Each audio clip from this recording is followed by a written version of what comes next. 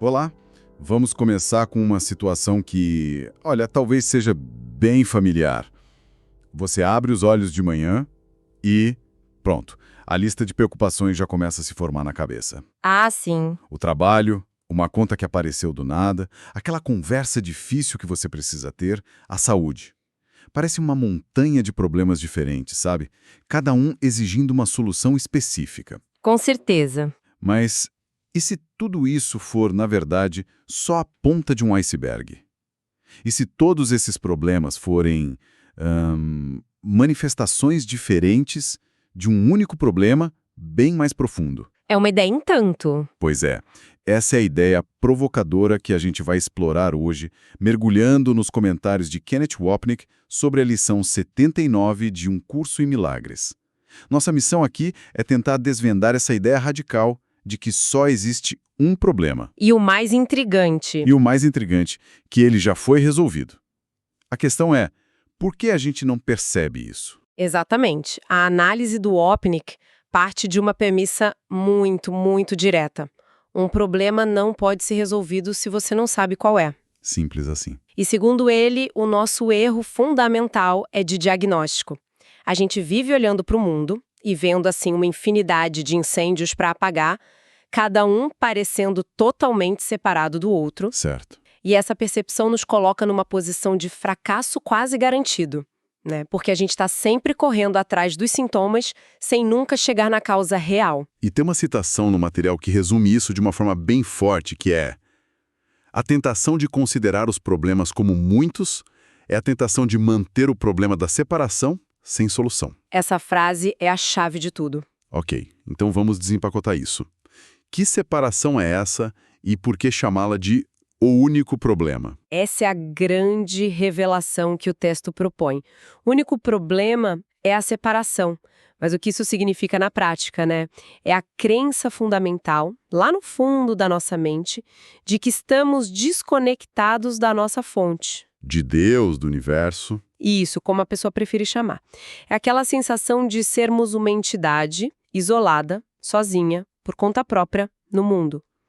Todos os outros problemas financeiros, de saúde, de relacionamento, seriam só as roupas diferentes que esse único problema veste. Peraí, preciso entender isso melhor.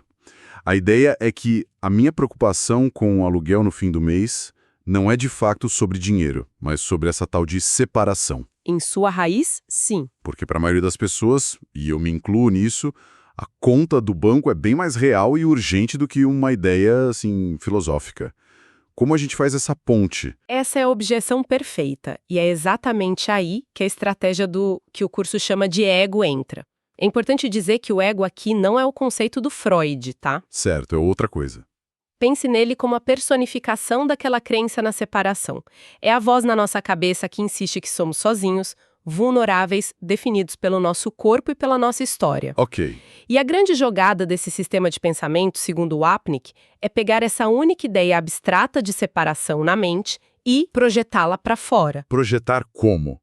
Ele a despedaça em bilhões de cacos e espalha pelo mundo, dando a eles nomes e formas concretas. Falta de dinheiro, doença, conflito com o vizinho, o trânsito. Nossa. O objetivo dessa manobra é genial na sua astúcia, garantir que a gente nunca olhe para o verdadeiro lugar do problema, que é a nossa própria mente. A gente fica distraído. Totalmente. O mundo e o corpo, nessa visão, foram feitos para serem uma tela, uma distração constante que nos apresenta um fluxo infinito de problemas externos para resolver. E, vamos combinar, é uma distração que funciona muito bem. Então, o ego é como um mágico ilusionista. Ele nos faz olhar para uma mão, enquanto o truque de verdade acontece na outra. Perfeito, é isso. A gente passa a vida inteira tentando consertar o reflexo no espelho, né? Sem nunca se virar para olhar o que de fato está sendo refletido. Aham. A fonte resume isso com uma regra do ego que é, assim, brutalmente honesta. Procure, mas não encontre. É um ciclo de busca frustrante que não tem fim. Exatamente. É um sistema desenhado para nos manter ocupados e olhando na direção errada. E o texto aprofunda o porquê de a gente colaborar com isso. Sim, por que a gente embarca nessa? Por que essa ideia de um único problema na mente é tão difícil de aceitar? E a resposta é um pouco desconfortável. Porque a gente não quer abrir mão da nossa individualidade. Ah, A gente não quer abrir mão do que nos torna especiais. esse é o ponto crucial, não é? A gente até pode flertar com a ideia de que somos todos um num nível mais espiritual. Na teoria é lindo. Mas na prática, a nossa identidade é toda construída na nossa história, nas nossas conquistas, nos nossos dramas. Ser especial, seja como vítima ou como herói, nos dá um lugar no mundo. Precisamente. A gente pode até aceitar intelectualmente que não somos um corpo, como o curso propõe, mas a ideia de que a nossa personalidade, as nossas memórias, o nosso eu único também é parte da ilusão, Aí o buraco é mais embaixo. é o que nos impede de admitir que a raiz de todo o sofrimento é a própria crença de que esse eu separado é real. Faz sentido. A gente prefere ter 100 problemas lá fora Sim, do que questionar a existência do eu que parece estar aqui dentro. perfeito. Ok, então o problema é um só. Mas a gente se agarra a ele porque ele nos dá uma identidade. Isso me leva, então, para outra ponta da equação, a solução. Certo. Se o problema é um só, a solução também deveria ser uma só. A fonte conecta isso ao primeiro princípio dos milagres no curso. Não há ordem de dificuldade em milagres. A lógica é bem direta. Se todos os problemas são a mesmíssima coisa com máscaras diferentes, então a solução não precisa se adaptar. Ela é universal. Certo. Um milagre que parece grande, tipo curar uma doença grave, não é mais difícil do que um milagre pequeno, como resolver uma briga boba. Porque a causa é a mesma. Exato. Ambos estão só desfazendo o mesmo erro de percepção. E a natureza dessa solução é descrita de uma forma muito bonita no texto. Ela não é algo que a gente precisa conquistar ou encontrar. É algo que já está conosco. E o que seria? É o que o curso chama de Espírito Santo. Não no sentido religioso tradicional, mas como a memória de Deus ou da nossa fonte que a gente leva conosco mesmo nesse sonho da separação. É como um elo. É um elo com a verdade que nunca foi quebrado. Essa presença dentro da nossa mente é a solução. E aqui vem a afirmação mais radical do Wapnick, que é: o problema da separação de Deus já foi resolvido. Já? Já, acabou. Como assim? Já foi resolvido? Isso é difícil de engolir, porque o problema parece bem ativo no meu dia a dia. Sabe quando você olha para uma luz muito forte e depois fecha os olhos? Sim, fica aquela mancha. Exato. Você continua vendo a mancha da luz na sua visão. O flash já acabou, a luz se apagou, mas a imagem persiste por um tempo. Entendi. Nós estaríamos vivendo e reagindo a essa imagem residual, acreditando que a luz ainda está acesa. A solução já desfez o problema na realidade, mas nós continuamos acreditando no sonho. Essa analogia do flash é ótima. Ajuda muito a entender, mas ela leva diretamente à pergunta que não quer calar, e que eu imagino que muita gente esteja se fazendo agora. A pergunta de $1 milhão. Exato. Se a solução já está aqui, se o problema já foi resolvido, por que a minha vida não parece nem um pouco resolvida? Onde é que está o truque? Essa é a questão central que o texto aborda. E a resposta é que muitas vezes nós mesmos tornamos o curso irrelevante. A gente pega essa solução poderosa e tenta aplicá-la no lugar errado. Como assim? A gente tenta usar as ferramentas como o perdão para resolver os problemas do mundo, para conseguir mais dinheiro, para curar uma dor de cabeça, para fazer alguém mudar de ideia. O que parece lógico, se eu tenho uma ferramenta de cura, eu vou usar onde está doendo, certo? Mas ao fazer isso, a gente está reforçando a premissa do ego. A gente está dizendo, sim, o problema é mesmo a falta de dinheiro. Sim, o problema é mesmo essa doença. A gente valida o problema externo. Estamos validando que a causa do nosso sofrimento está fora da nossa mente. O propósito do curso, segundo o texto, não é consertar o mundo, que é a projeção, mas sim restaurar na nossa consciência o poder da mente de escolher.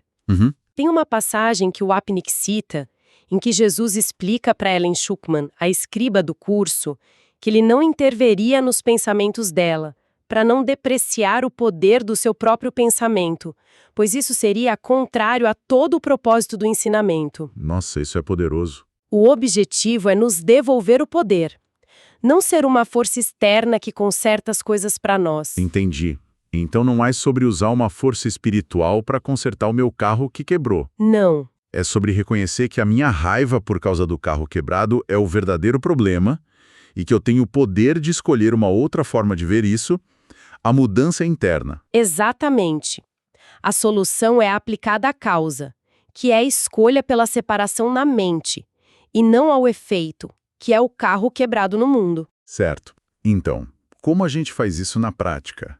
Como saímos da teoria e aplicamos essa mudança de percepção no meio do caos do dia a dia? A lição 79, que é o foco do texto, deve dar alguma pista, imagino. Dá sim. E o primeiro passo é surpreendentemente simples e acessível. Não exige fé cega ou certeza absoluta. Menos mal. O convite é apenas para entreter alguma dúvida sobre a realidade da sua versão do que são seus problemas. É cultivar o que o curso chama de uma pequena dose de boa vontade. Gosto disso.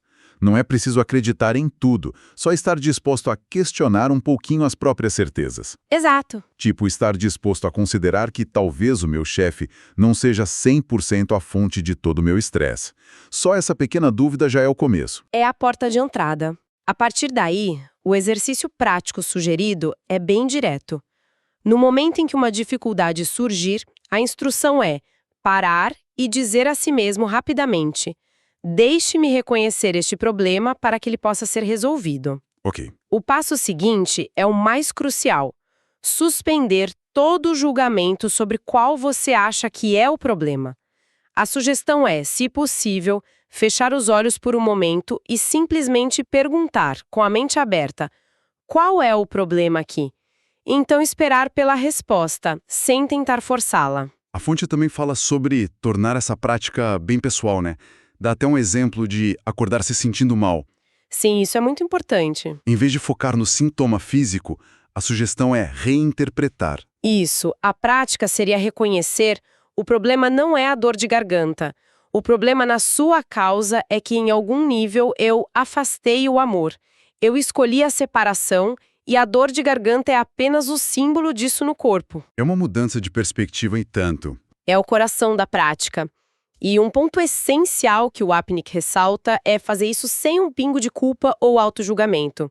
Não é eu afastei o amor porque sou uma pessoa horrível e pecadora. Ah, bom. É, eu afastei o amor porque tenho medo. Medo de perder minha identidade, minha especialidade, como a gente falou antes.